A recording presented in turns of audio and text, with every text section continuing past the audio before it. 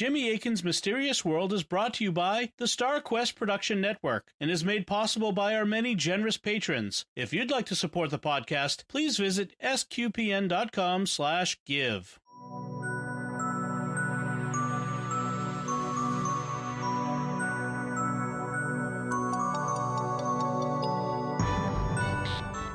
You're listening to episode 41 of Jimmy Akin's Mysterious World, where we look at mysteries from the twin perspectives of faith and reason. In this episode, we're talking about the secret government UFO program, ATIP. I'm Dom Bettinelli, and joining me today is Jimmy Akin. Hi, Jimmy. Howdy, Dom. So I have to, first off, Jimmy, say, I love all the things we talk about, but UFO ones, I really enjoy talking about UFO mysteries. I don't know why, but it's just me. Well, good. I try to have one of those a month. Good, because that really is in my wheelhouse. So after UFOs became famous following the Kenneth Arnold sighting in 1947, the U.S. government established a series of programs to study this phenomenon. And, of course, the most famous of these, I think a lot of people have heard about, was the Air Force's Project Blue Book.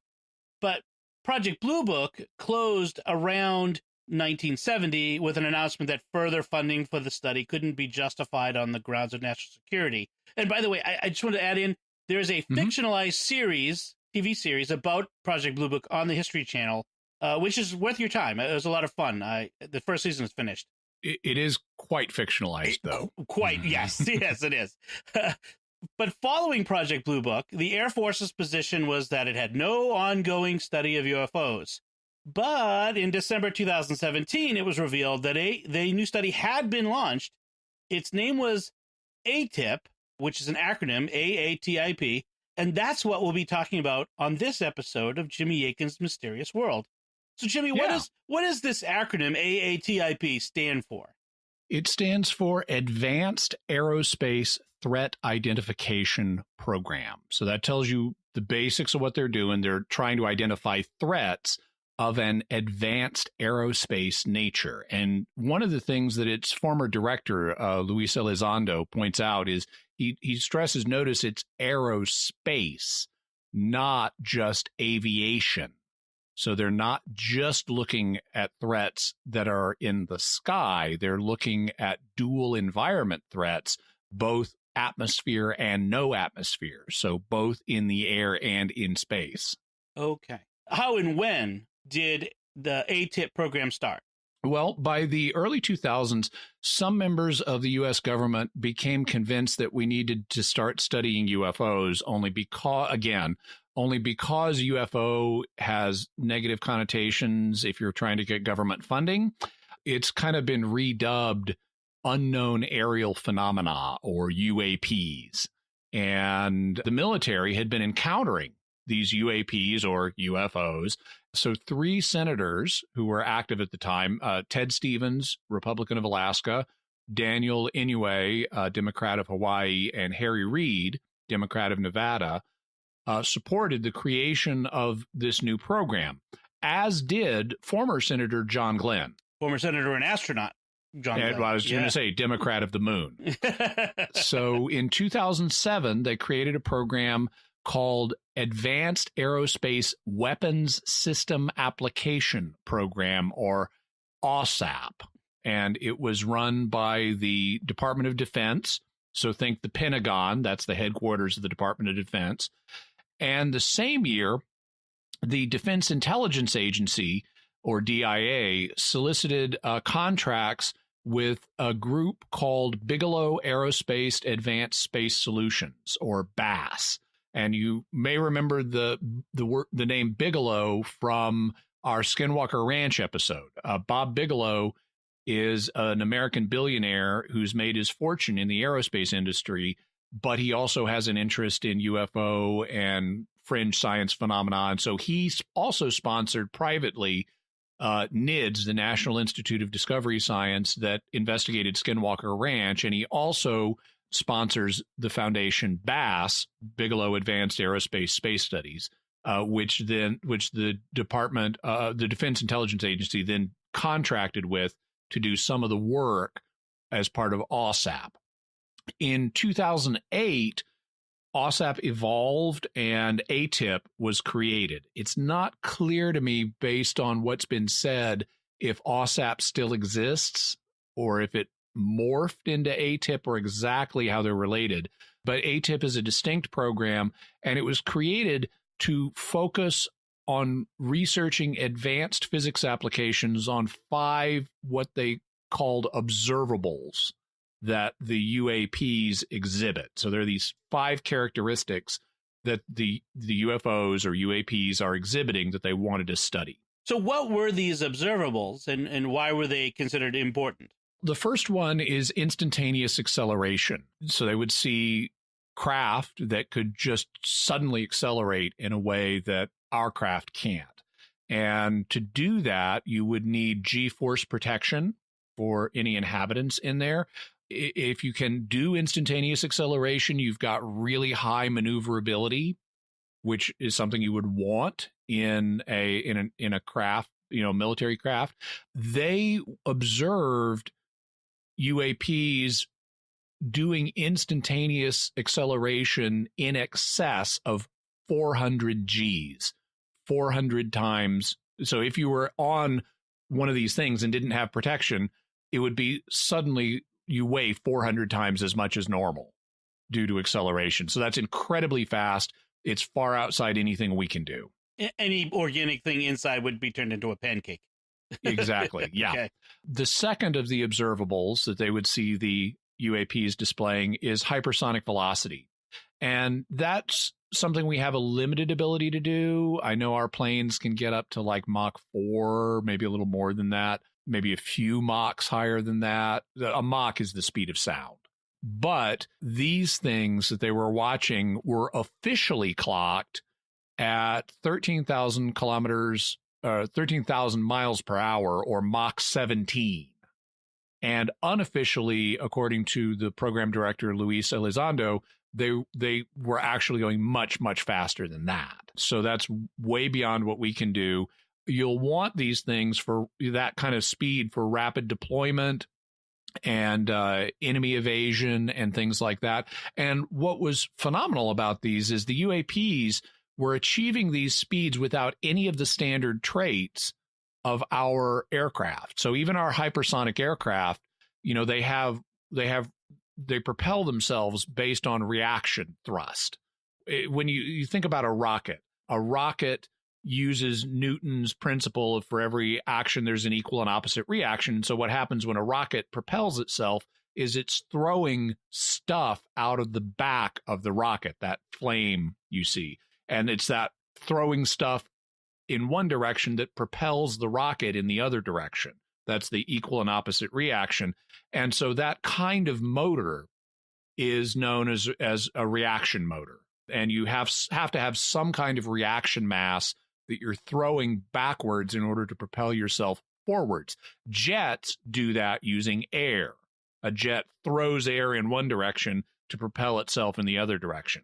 But the thing is, these UAPs they're seeing, that the military is seeing, do not use reaction thrust. They can't see any reaction mass that's being thrown off of these things. And they're still going at hypersonic velocities. So that was an observable they very much wanted to investigate. The third is low observability. Think stealth. And that's important for survivability in combat and surprise. You want to surprise your enemy. These phenomena would display low observability in that in a way different than our stealth technology does. Our stealth technology makes things harder to see by radar, but you can still totally see it visibly. These things, it's different. They have this shimmery mode where there's this kind of shimmery halo around them. So you can't quite see them normally, but you can observe them with multiple simultaneous radar hits that the military was getting on them. So they wanted to investigate that. Also, they displayed the fourth observable was multi-medium travel. So the different media that these things are traveling in are water, air, and space. And the phenomena the military is encountering does all three. So you'll have something, it'll like start in space, descend through the atmosphere, go in the water, and it doesn't seem to slow it down. It's like equally capable of maneuvering in all three of these environments. That's obviously something you would want because from a military point of view, because it gives you target flexibility and helps you achieve battle space dominance, which is what they would have over us if they were interested in dominating us. Then the fifth observable that they wanted to check out is positive lift. That's the ability to just like go straight up and hover. These things, according to ATIP, can hover for days without moving in one way or in one direction or another. They can just hover, and they can drop from 80,000 feet to 50 feet in less than 2 seconds and stop. So think about that. 80,000 feet is like 4 miles or something, maybe even actually more than that. Oh, that's, yeah. It's way more than that. Yeah. It's like almost 16 miles. Yeah. And so they can drop that many miles in less than 2 seconds and stop. Wow. 50 feet above the surface. And so that's something that you would also want. It gives you flight precision, the ability to loiter over a target. And so that was the fifth thing they wanted to check out that these things can do. I want to kind of step back for just a second and say and ask seems like an obvious question. They have evidence of actual things doing this, whether they're terrestrial or extraterrestrial in origin. Like there's not a question that there are things out there doing this. Right. The military is encountering these things and measuring their abilities. Okay. All right. I just wanted to establish that we're not talking about theoretical, like what are people seeing? They've actually got this data. Okay. Yeah. So then what happened once ATIP started? They gathered different people from the government and military and contractors like Bigelow's people. The project was headed up by a man named Luis Elizondo. And according to him, it commissioned large volumes of research data, academic studies, and focused also on the collection of data in the field. It was also focused on the specific capabilities that the UAPs were displaying on the what and how questions. What are they doing? How do we think they're doing it? It was not focused on the who or where questions. Who is in these things or who's controlling these things and where are they from? That wasn't their mission. Their mission was to figure out what are they doing and how are they doing it? And who's doing it and where are they from was a separate question. By 2008, in the kind of 2008 to 2009 period, they got preliminary data that was promising, and they got a lot of data collection and analysis that we're doing. In 2009, Congress asked the Department of Defense to upgrade the program and give it a new assignment of specifically warding off counterintelligence efforts. So the idea was foreign governments are taking note of this study. They know we're doing it, and they want to mess with it in some way, either get the data or that we've got or interfere with the data that we've got. And so ATIP was also tasked with countering those efforts. The same year, though, there were problems for ATIP. This is 2009, because some elements at the Department of Defense resisted the program and what it was doing because of what Elizondo said. And he used different words on different occasions, even in the same speech. He once said there were theological differences that some of the folks at the Defense Department had with the problem. He also said philosophical differences. And what that suggests to me, and this is known from other areas, people in the Department of Defense are like people in society in general. Some of them they have a wide range of views, including some people who are very conservative Christians, even fundamentalists. And sometimes those folks, I'm a very strong Christian, I'm a conservative Christian, I'm not a fundamentalist, and that means I don't automatically assume everything that I can't explain is a demon. But some people do. And you would expect to find some of those people in government positions. It's happened with other programs. Someday we'll talk about the Stargate program and the problems that people, I mean, not the fictional Stargate program. Not the TV show. Yeah. The real Stargate program, which had to do with psychic spying efforts. And you can imagine there were people who were conservative Christians, including some fundamentalists at the Pentagon, who didn't like the fact the U.S. government had psychic spies. And in the same way, it's what Elizondo has said suggests that, you know, there are some people who will say UFOs are demons and we shouldn't mess with them. And so that may have been part of what they were encountering. Also, philosophical differences, just thinking this is all silly, guys. We don't want to, this is too embarrassing to be looking at UFOs. We don't want to be doing that. And so some elements of the Department of Defense resisted what ATIP was trying to do. Between 2010 and 2012, ATIP shifted so that it was under the Office of the Secretary of Defense rather than the Defense Intelligence Agency. And in 2012, its original 5-year funding ran out.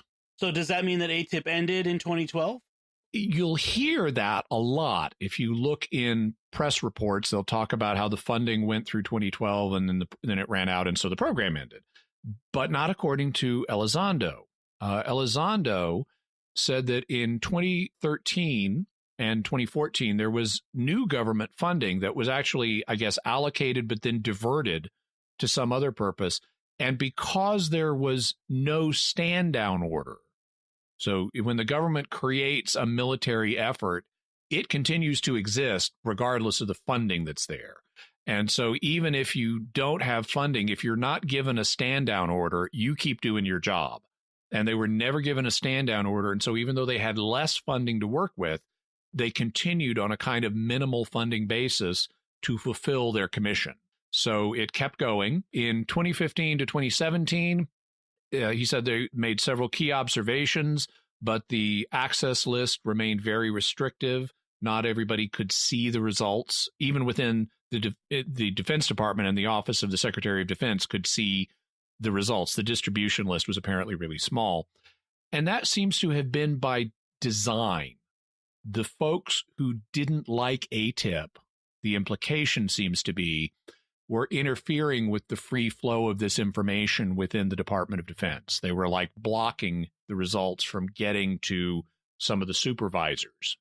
So in 2017, the Department of Defense management, remained apprehensive about sharing this information through the chain of command. And that kind of prompted a decision on the part of the program director, Luis Elizondo. On October 4th, 2017, he resigned, and he sent a letter to the Undersecretary of Defense explaining his resignation and saying that the research was not being taken seriously. And this was his way of circumventing the barriers that had been put between him and the higher ups to say, the only thing I can do here is resign as a way of communicating the problem that I'm encountering. And you need to take all this much more seriously than what's happening. The same year, ATIP declassified and released 3 UFO videos to the public. So this is gun camera footage from military craft observing the unknown aerial phenomena.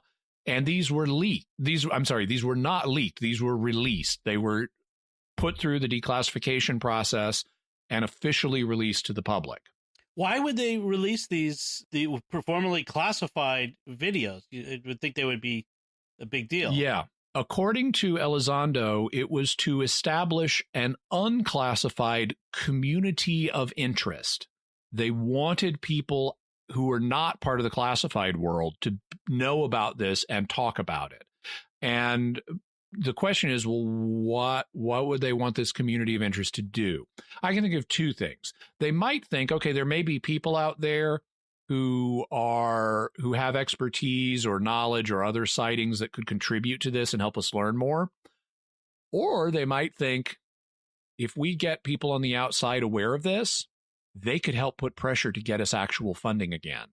And so that's kind of my read. Personally, I don't know, but that's kind of my read on what happened here with Elizondo. It's like, I'm going to step back from this program and go into the public sector to communicate to the higher ups that there's a serious problem. This program is being impeded.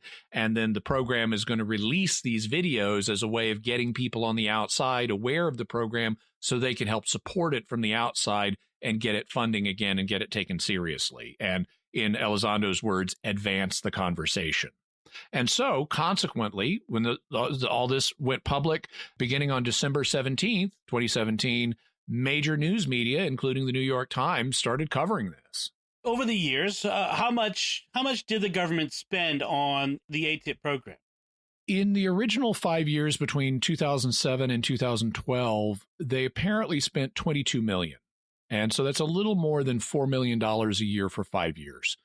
That's significant, but it is by no means huge. I mean, Catholic Answer's annual budget is almost twice that. If you compare it to other government investigations, well, the Mueller investigation that we just had cost at least $27 million by November of 2018. The Monica Lewinsky investigation cost $52 million, and the Iran-Contra investigation cost $47 million. So all of those, like Monica Lewinsky and Iran-Contra, were twice as expensive as all of the money ATIP got, which suggests a real concern that they were willing to spend millions on it, but a moderate concern given that it was only $22 million. From that, I take away good news. No sign of an imminent alien or other invasion. Because if we were about to be invaded, they'd be spending way more than $22 million on this. That's right. So the big question is, what did ATIP find? According to Elizondo, they found out a lot. Unfortunately, a lot of what they found out is FOIA exempt. FOIA stands for Freedom of Information Act. And this is a law that Congress passed, I think in the 1970s, to allow the public to petition for the release of government information. So people regularly, there's kind of a cottage industry of people filing freedom of information requests to the government saying, tell me what you have on this subject, like UFOs or whatever it may be. And there's kind of a cat and mouse game between people in the government trying to keep stuff secret and the FOIA investigators trying to get the information out. There are some exemptions to what you can request under FOIA. Exemption number one is if it's classified for reasons of national security, you can't get it. And under exemption number 5, if it involves privileged communication between government agencies, you can't get it. And according to Elizondo, a lot of what they did fell into either exemption 1 or exemption 5. And so at present, it's not going to be something that people can recover through the FOIA process. Having said that, he discussed some of the things that they did find, which is that the UAPs they're studying are very different than any form of known aircraft. They do not have control surfaces like wings and rudders and flaps. They do not have apparent engines or means of thrust. They don't use reaction motors like a rocket or a jet. And they vastly outperform any known technology. You know, being able to accelerate instantly at 400 Gs or being able to fly Mach 17 with no control surfaces and no apparent engine. They apparently got quite a bit of good video of the UAPs, either through, gun camera encounters or through surveillance cameras or something. And some of those have been released. So what can you tell us about these videos then? They sound very interesting. We'll be doing a future episode just on the videos, but basically you watch them and they don't conform to any known earthly aircraft's behavior. We'll have links to the videos in the show notes so you can watch them yourself, and we'll be talking about them. There's a famous one that actually occurred off the coast of San Diego here where I am. I think it was in 2004. It's called the Tic Tac incident, where you had several planes observing craft that looked like giant Tic Tacs. They're kind of oblong, don't have obvious wings or control surfaces, and they would fly and orient themselves and zip off and stuff and just do stuff that you can hear the comm chatter with the pilots, and they're just amazed at what these things are doing. They're trained observers of other aircraft. They're trained to be able to tell the difference between this Russian aircraft and that Russian aircraft, and they've never seen anything like these.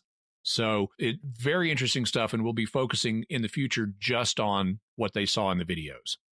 So apart from the video evidence that they have, do they have any physical evidence, things that you can touch? Yes. So apparently there were trace cases where they got physical materials that were connected with the UAPs, and those were turned over to BAST, Bigelow's people, to examine and study. And so that's in process as well, but we don't have announced results for that yet. Well, what about the academic research that Elizondo mentioned as opposed to the field studies?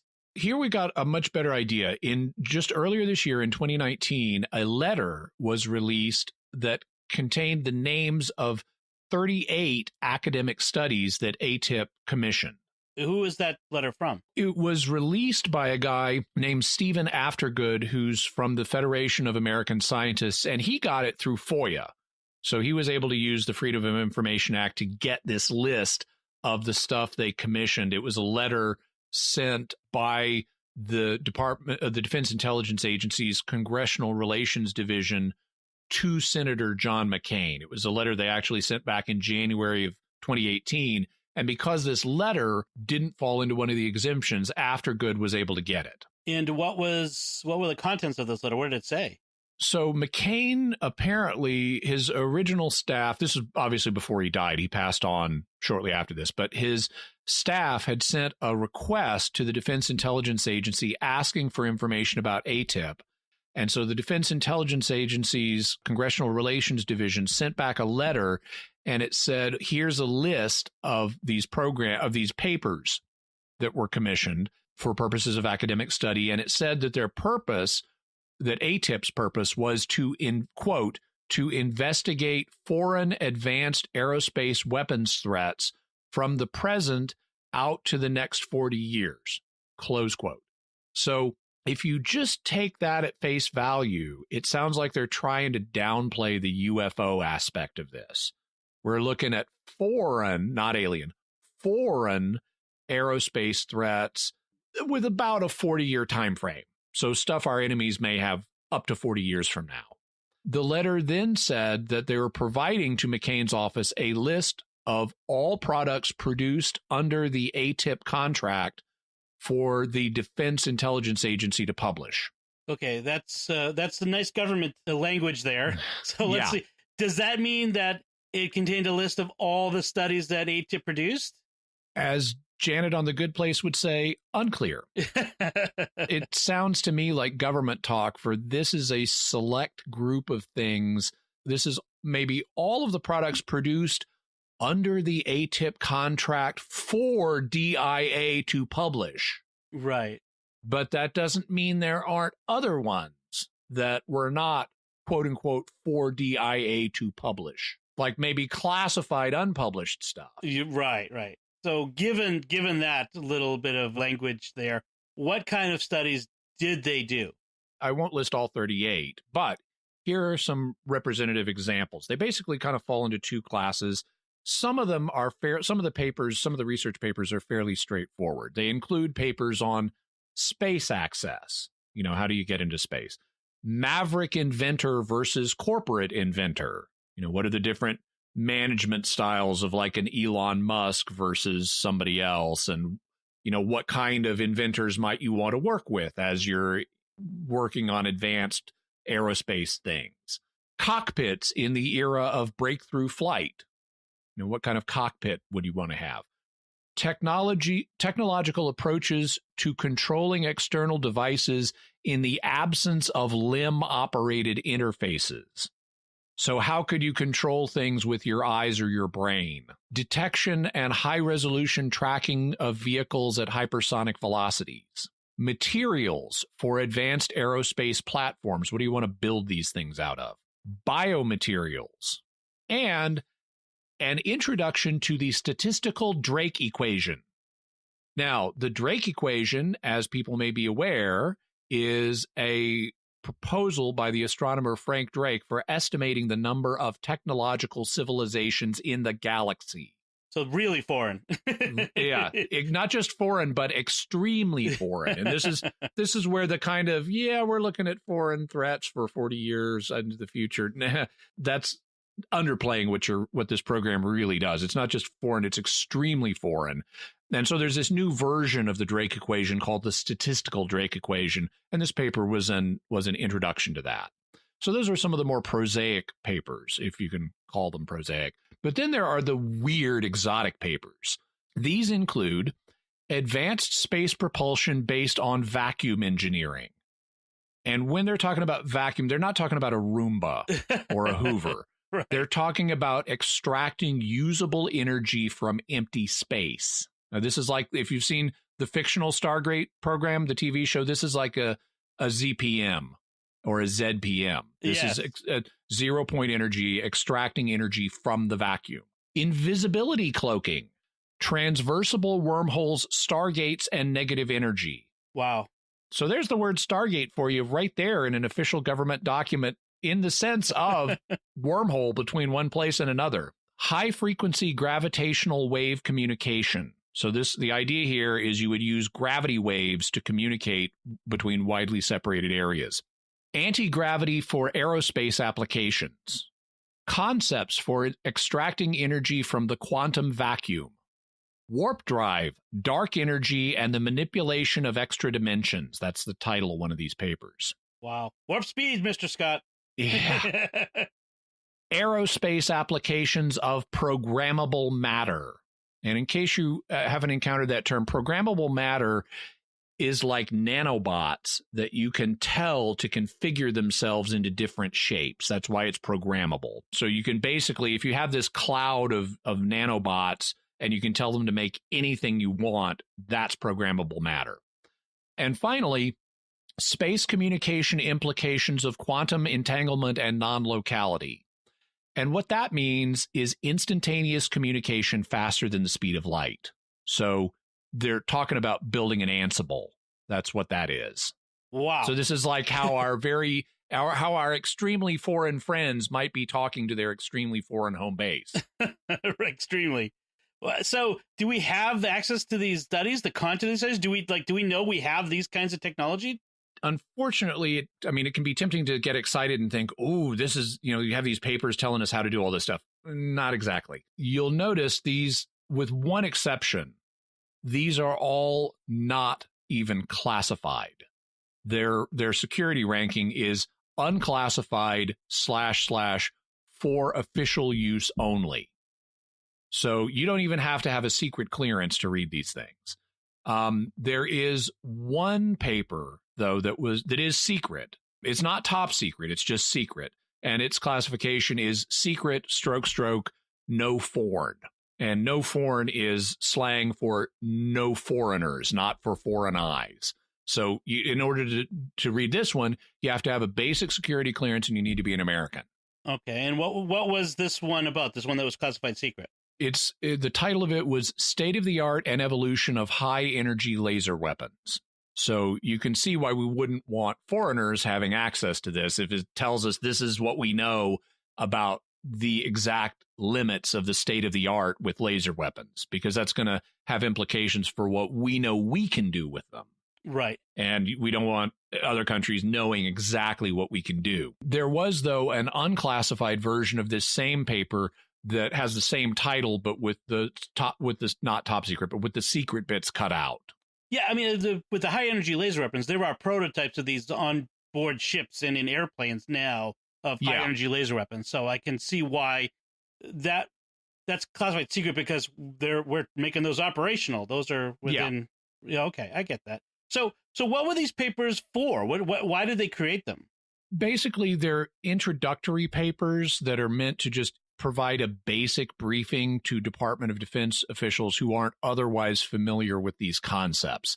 And they're not that dissimilar from what you'd get in a journal article or even a popular science book. So these are not, here's how to build an Ansible and it really works. It's here's an introduction to the basic concept of an Ansible that would let you communicate instantaneously over light years.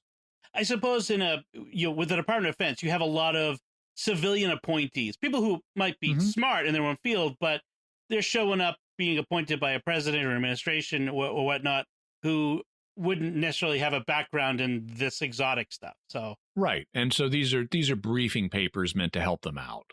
And that's indicated both by the fact these are not even classified. They're just for official use only. And it's indicated by the fact we've got 4 of them now, because 4 of these papers have been released. And I assume the other 37 unclassified ones will probably within the next year or so be released due to FOIA requests from the public. All right. So what are the ones that have been released? The ones that we have are space propulsion based on vacuum engineering, invisibility cloaking, transversible wormholes, and the one called warp drive, dark energy, and manipulating extra dimensions. And that one deals, among other things, with the Alcubierre drive that we talked about in the time travel episode. That's a proposal for how you could actually build warp drive. Also, I like, and to illustrate the basic nature of these things, I mean, some of them, like the wormholes one, has illustrations that are like cartoons of people like dinosaurs looking through wormholes and someone sticking their hands through both end of a wormhole and it's coming out the other. And there's even in the invisibility one, in the invisibility cloaking one, they have a still picture of Invisible Woman from the Fantastic Four movie with a caption under it saying that her powers are the inspiration for cloaking technology. And so these are like really basic papers. This isn't how to build an actual invisibility thing. Right. Just to clarify then, this is describing what the concept that they're researching the possibility of means for right. a layperson. They're basic introductions. They are not how-tos. Okay. Right. So is ATIP still ongoing even today? Yeah, Elizondo, its former head, Luis Elizondo, has said that he has a successor who took over the program. He has not released the name of that person, so we don't know who it is. In a public speech, which we'll have a link to in the show notes, Elizondo said that the unclassified community of interest that was generated as a result of releasing the videos and going public about all this has had good effects on the conversation. And that suggests that the program may have new funding and is being taken more seriously than it was before, which were the 2 problems that led to Elizondo's departure. He also indicates that the name of the program may have changed. So if you did a FOIA saying, tell me what ATIP is doing right now, they might say, oh, we don't have a program by that name. But he doesn't know if its name has changed. It may or may not have. So the big question is, has ATIP arrived at any conclusions about whether this is earthly or extraterrestrial technology in these UAPs that we've observed? In an official way, no, that was not their mission. Their mission was to study what are the UAPs doing and how might they be doing it, not who is responsible and where are they from. However, even though they haven't had an official finding one way or the other, people associated with the program, including Elizondo, have said that the phenomena, quote, did not seem to originate from any country, close quote, according to the New York Times reporting. So unless there's people living in the middle of the Pacific Ocean. Yeah, I mean, maybe it's like in that movie Latitude Zero, the kaiju movie from the 60s. But no, based on their conclusion, it's not any known nation, given the flight capabilities these things are displaying. Now, that could be mistaken. Maybe somebody has freakishly advanced alien technology or freakishly advanced technology that's way above anything what we know we can do. Yeah, think Wakanda. Yeah, maybe we have that, and it's just so highly classified, the rest of the military doesn't know about it. So there are possible terrestrial solutions here, but it does not fit what they're measuring these things as doing doesn't fit what any known capabilities for terrestrial devices are. That doesn't mean there aren't terrestrial devices capable of doing them. Just if they are, we don't know about them, broadly speaking. Maybe at some high level of classification they're known. So unless there's a secret African nation named Wakanda that has advanced technology from the Black vibranium. Panther. And vibranium, right. Okay. We've been talking about ATIP from a reason perspective so far. Is there a faith perspective that we want to bring to this? Not so much. There's no particular faith implications of the ATIP program specifically. Obviously, if it did turn out that there were intelligent aliens, that would raise some interesting theological questions, and we'll talk about those in a future show. But the ATIP program itself doesn't really interact with theology, except perhaps regarding Elizondo's remarks about some people at the Department of Defense had theological differences with it. But that's really about the extent of it.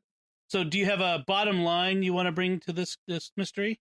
Yeah, personally, I don't know if this is alien stuff or not, but I'm glad that the government has been funding ATIP, and I hope they continue to fund it, because whether or not these things are of alien or human origin, we need to know about them and how we might have to deal with them one day on a military basis.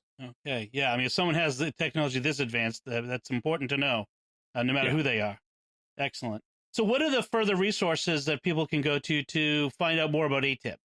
We'll have a link to Wikipedia's article on ATIP, also a video of Luis Elizondo talking about the history of ATIP that I got a lot of this information from. He goes into it in more detail. He's also got pictures.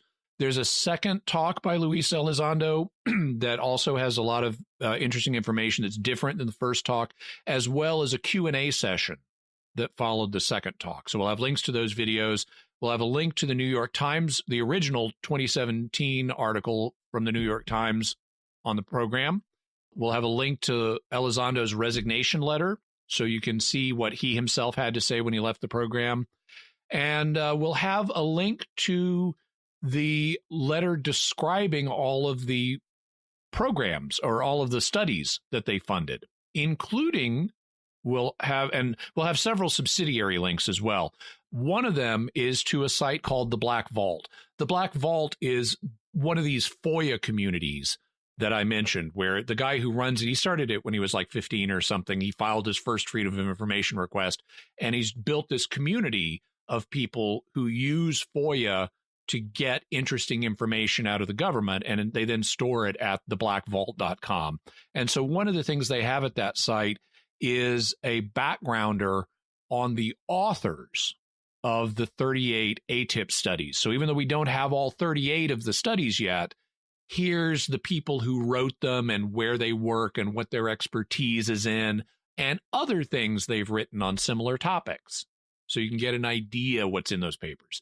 We'll also have the links to the 4 ones that have come out. Also, before I forget, we'll have a link to an analysis piece that also talks about the 38 studies and that says the high-frequency gravitational wave communication study is junk.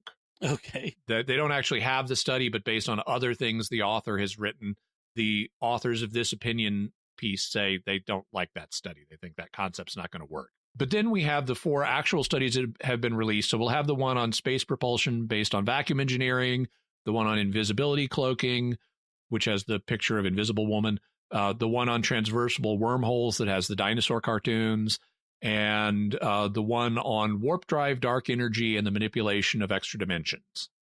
So you can read all those for yourself. You'll know so much about ATIP after this.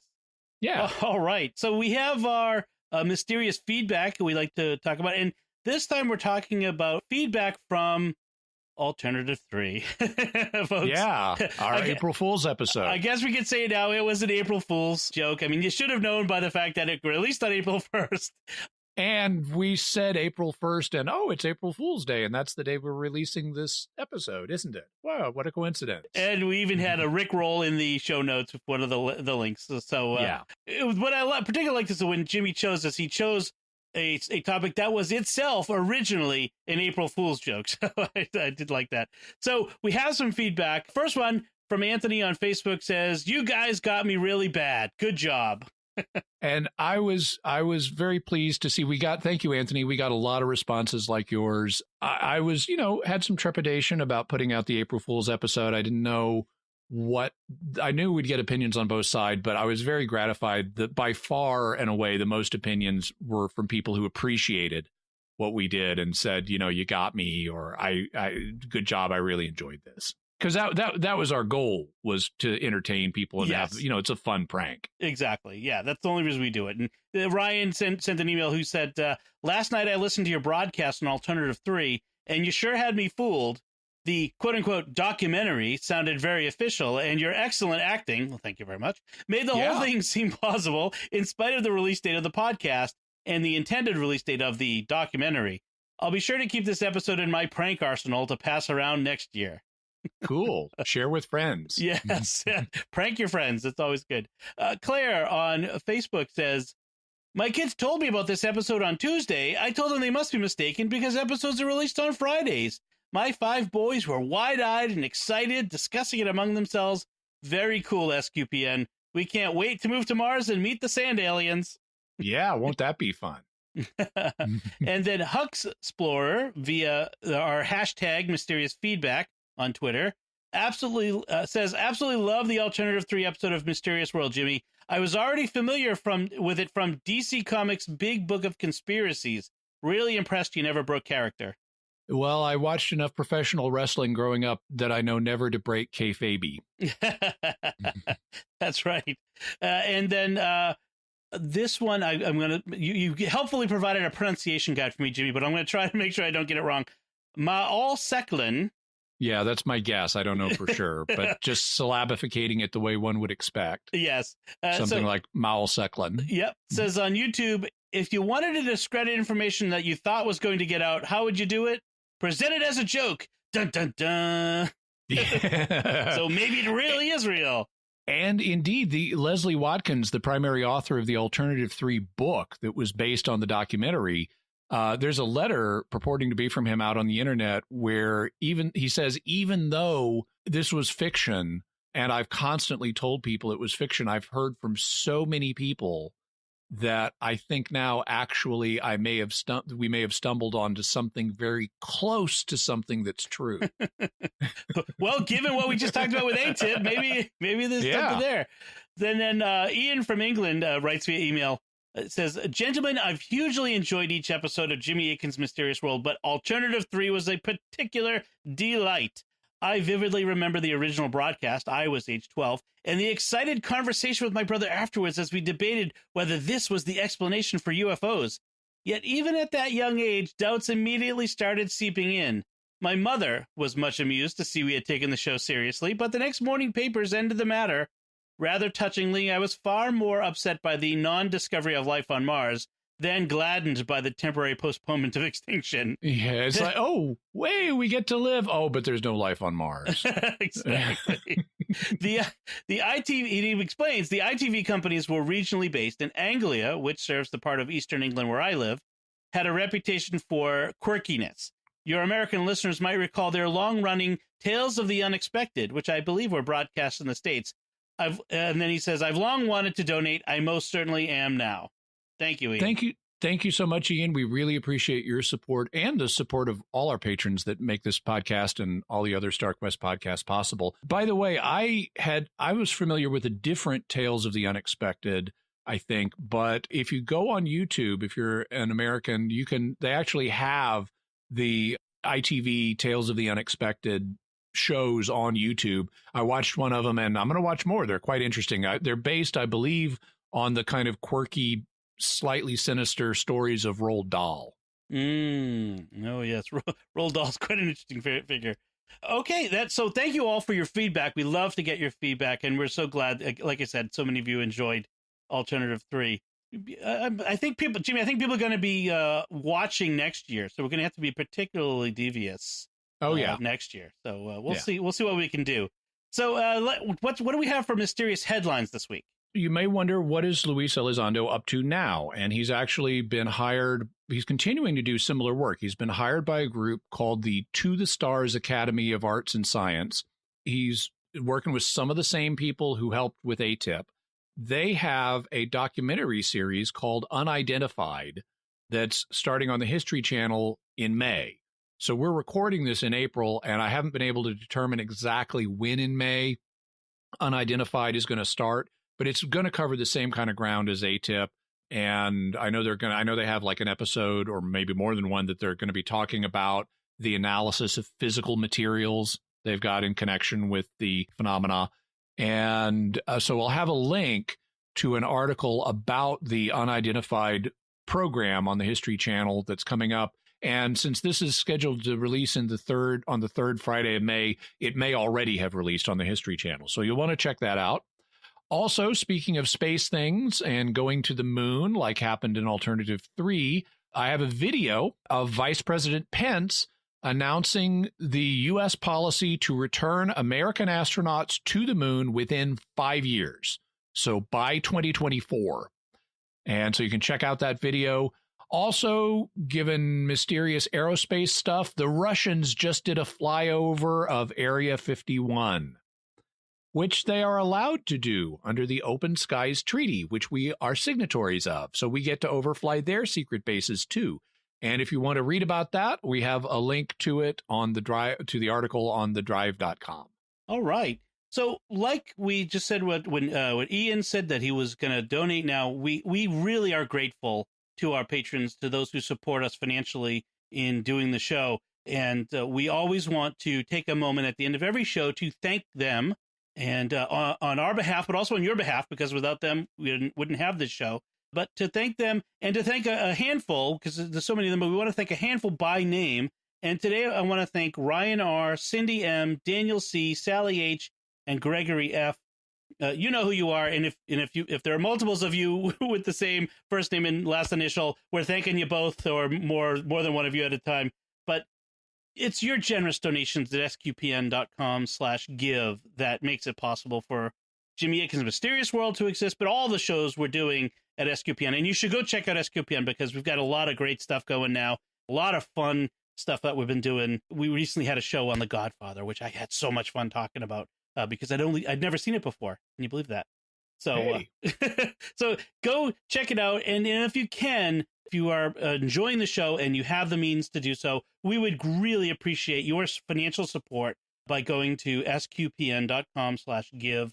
Your support of this podcast really makes a huge difference. And we got a lot of stuff coming up. Next week, we're going to be talking about the theory that King Tut was murdered. That's a good one. I like Egyptian stuff too. So this is a good month for me. I really enjoy this. So, what did you think, before we get to that, what did you think of this secret government UFO program called ATIP? You can give us your theories, any information that you may have. If you go to sqpn.com or to the Jimmy Akin's Mysterious World Facebook page, you can leave feedback there. You can send us an email to mysterious@sqpn.com. Or you can send a tweet and using the hashtag of #mysterious feedback, all one word. Don't put any spaces in there. Mysterious feedback. We'll see it, and we'll include that in a future feedback segment of the show.